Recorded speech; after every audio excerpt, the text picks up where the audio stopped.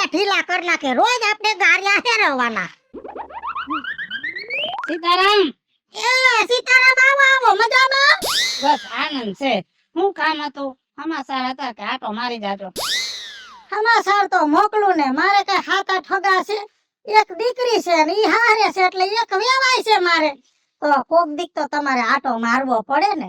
જો વેવણ, આ ગામ તમારું રહ્યું હટાણાનું. મારે અત્યારે આવવાનું હોય. આ હઈ પાસે સોયણો સીવડાવવા દીધો તો તે આજ લેવા આવ્યો. તે હયણ કે નથી ઘરે, બપોર પછી આવશે. તો જો બપોર પછી આવવાના હોય તો હવે તમારે પાછો ધક્કો ન ખવાય. આયા ઘર જ છે ને, રોટલા ખાઈને આરામ કરો. હઈ આવી જાય પછી તમે જાજો. સારું સારું, કઈ વાંધો નહીં. અને 2-3 ગાયો દૂધ હશે ને એમાં પાછી 2 વિયાણી. હે તો તમારે વેવાએ કીધું દૂધ હમણાં ડેરીએ નથી ભરવું, થોડું ઘી બનાય. એટલે ઘી નો ડબ્બો ભર્યો છે, મારી દીકરી હાટું લેતા જાવ. અરે વેવણ, હવે તમારી દીકરીને ઘીની ક્યાં ઉપાધિ છે? અમારા ઘરમાં કાઈ ઘટતું નથી. પણ તોય માનો જીવ છે ને તો એમ થાય કે દીકરી ઘરે મોકલું. બાકી મારી દીકરી છે તો મજામાં ને. તમારી દીકરીને શું ઉપાધિ? હું અને તમારો જમાઈ બે ખાવા વાળા એમ ખાઈ પીને આનંદ કરી. પણ વેવાય, આ તો દીકરીની માં છે એટલે ઉપાધિ થાય. કેમ કે માં બધી શીખામણ દીકરીને આપે, પણ મારે લાડકી હતી ને તો મેં બરોબર કામ શીખવાડ્યું નહોતું, એને ભણાવી હતી. હે હવે હારે ગઈ ને હાહુ તો છે નહીં તો શીખવાડે. એટલે કોક દીક આમ તેમ રાંધવામાં રહી જાય તો મારી દીકરીને કઈ કહેતા નહીં. અરે વેવણ, તમારી દીકરી છે ને બધી રીતે તૈયાર છે. હજી સુધી એનાથી કાઈ બગડ્યું નથી. લે વાંધો નહીં. શું કરે છે વેવાય? ઈ ગેસ વાળી અહીં ઉપર દેખાય તો છે. તમને કહું, જોવા વેવાય આવ્યા. હાલો હાલો હાલો ઘરે હાલો. ના, હું ને આટો મારી આવું. સારું, તમે જાવ, હાલો હું રોટલા ઘડું છું. હા હા. એ ઘરમાં કાશી ને ઘરમાં મથુરા, એ ઘરમાં ગોકુળિયું ગામ. હવે મારે નથી જાવું તીર્થ ધામ. હવે મારે નથી જાવું તીર્થ ધામ.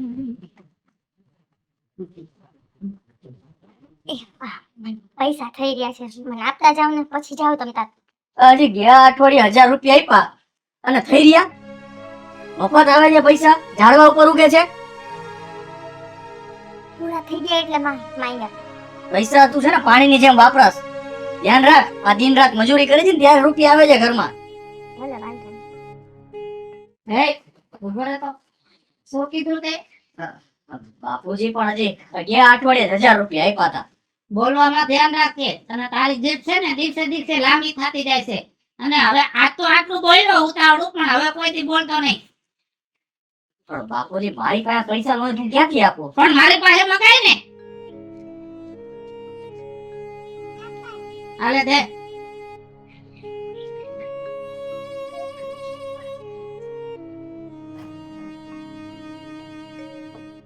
બેટા, એવું લાગે ને તો મારી પાસે પૈસા માંગી લેવાના. હવે જિંદગી આખી હેરાન થવાનું છે. જો ઘરમાં શાંતિથી જીવશું ને તો હેરાન થવાની જરૂર નહીં પડે. આલે બાપુજી.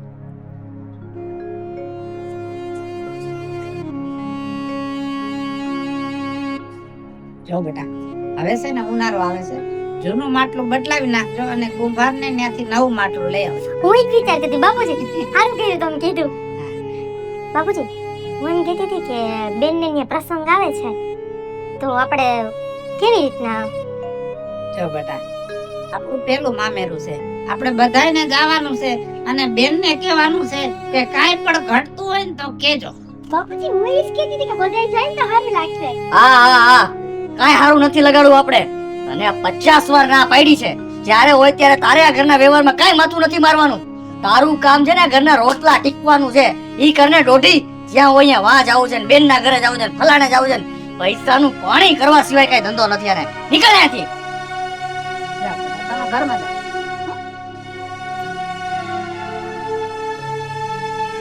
નાલાયક, તને 50 વાર કીધું છે કે તું માપ મારે, પણ તને તો કોઈ વાત સમજાતી જ નથી.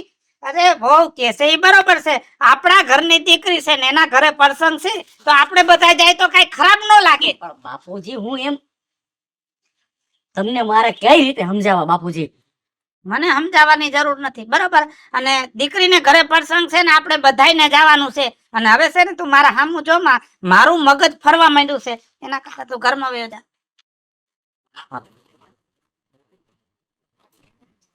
એવું મગજ છે છોકરાનું, ખબર નથી પડતી. વાતની વાતમાં તા લઈ લે છે, વાતની વાતમાં તા.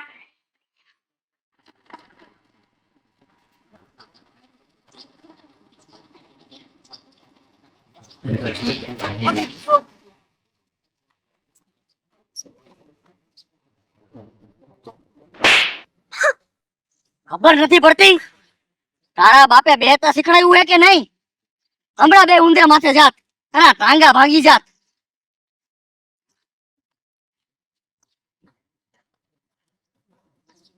હવે હામું જોમાં બે છાણી મુનિની. મારી ભૂલ થઈ ગઈ, હાલો આપણે ઘરે જાય.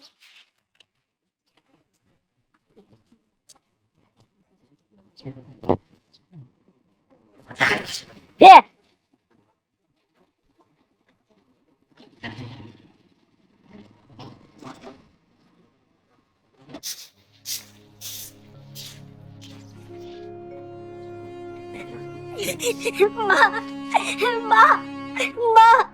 બા મને રસ્તો દેખાડ બા.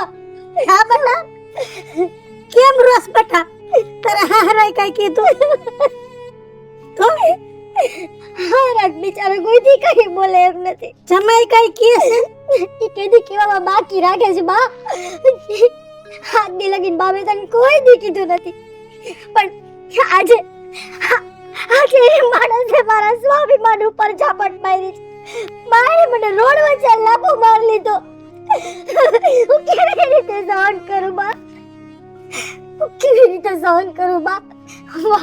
હવે તું જ મને સાચો રસ્તો દેખાય. મારે શું કરું તું મને કે બા. બેટા, આ દુનિયામાં તું એવી પહેલી સ્ત્રી નથી કે જેને આ અત્યાચારમાંથી નીકળવું પડે. હજારો સ્ત્રી એવી છે કે એની માથે આવા જુલમ થાય છે. તારી માથે તો આજ આ બનાવ બન્યો છે, પણ વર્ષો પહેલા તારી માં ઉપર આ બનાવ બની ગયો. વર્ષો પહેલા તારા બાપે મારી માથે હાથ ઉપાડ્યો ને, તેથી મારી માને કહેવાની મારામાં હિંમત નહોતી, પણ છતાંય સહન શક્તિની ધીરજ ખૂટી ગઈ ને, ત્યારે મેં ખૂણામાં બેહીને મારી હાહુને કીધું કે બા, તમારા જમાએ મારું અપમાન કર્યું છે, મને વાત વાતમાં નકારે છે, આ ઘરમાં મારી કોઈ ઇજ્જત નથી, તોય કોઈ દી બોલી નથી, પણ આજ તમારા દીકરાએ મારી ઉપર હાથ ઉપાડ્યો, એનો રસ્તો હું લેવો? એની મારી હાહુએ મને એક શિખામણ દીધી કે ધણી જ્યારે પોતાની પત્ની ઉપર હાથ ઉપાડે એનો મતલબ એવો નથી કે એને એની ઉપર પ્રેમ નથી. સૌથી જાજો પ્રેમ હોય ને ઈ જ હાથ ઉપાડે.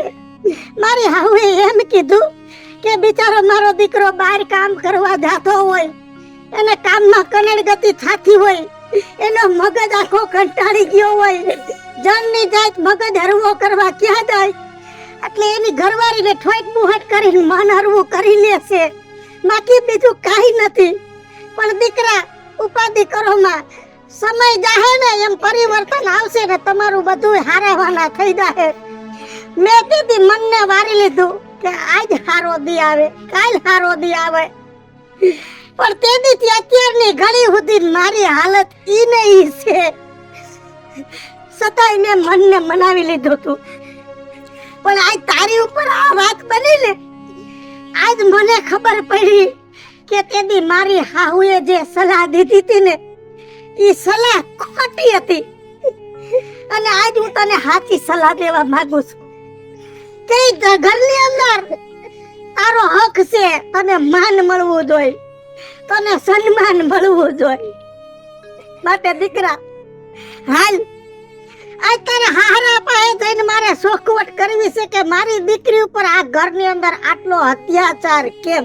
હાલ બધા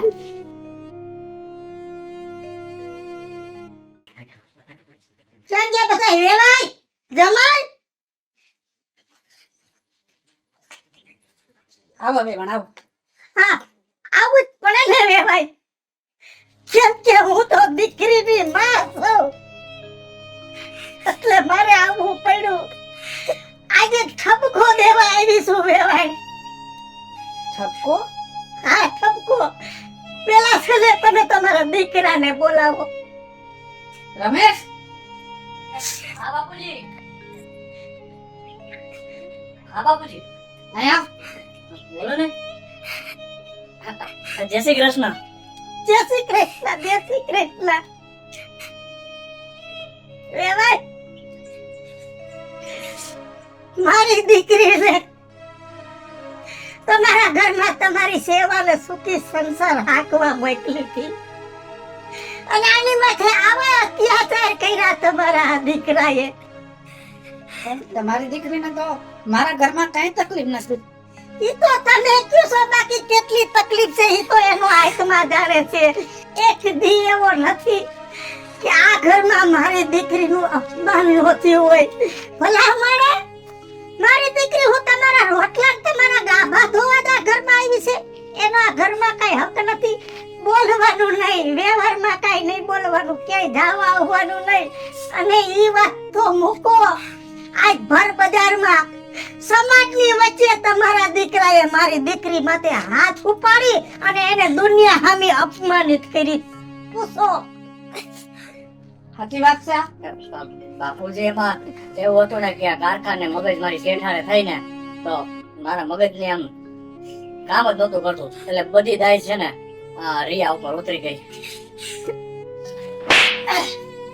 નાલાયક, ગામની દાય તમે ઘરની લક્ષ્મી ઉપર ઉપાડો છો, પણ એટલું યાદ રાખશે, જેથી ઘરની લક્ષ્મી નારાજ થઈ ને તેથી આપણો ઉપલો નારાયણ છે ને ઈ નારાજ થઈ જાહે. ક્યાંય ના નહીં રહ્યો, દુખી થઈ જાહો. અને મારા દીકરા, જેથી તમે ઘરની લક્ષ્મીનું સન્માન કરશો ને તેથી સમાજમાં તમારી ઇજ્જત વધશે અને સમાજ તમારું સન્માન કરશે. બાપુજી ભૂલ થઈ ગઈ મારાથી. અરે હવે તમે માફી માંગો, એમાં તો ધૂળ પડી. અને તમે એક ને નહીં દીકરા મારા, હું તો આખા સમાજને કહું છું કે સંસારમાં સુખી થવું હોય ને તો સુખી થવાનો મોટા મોટો સાર આ છે.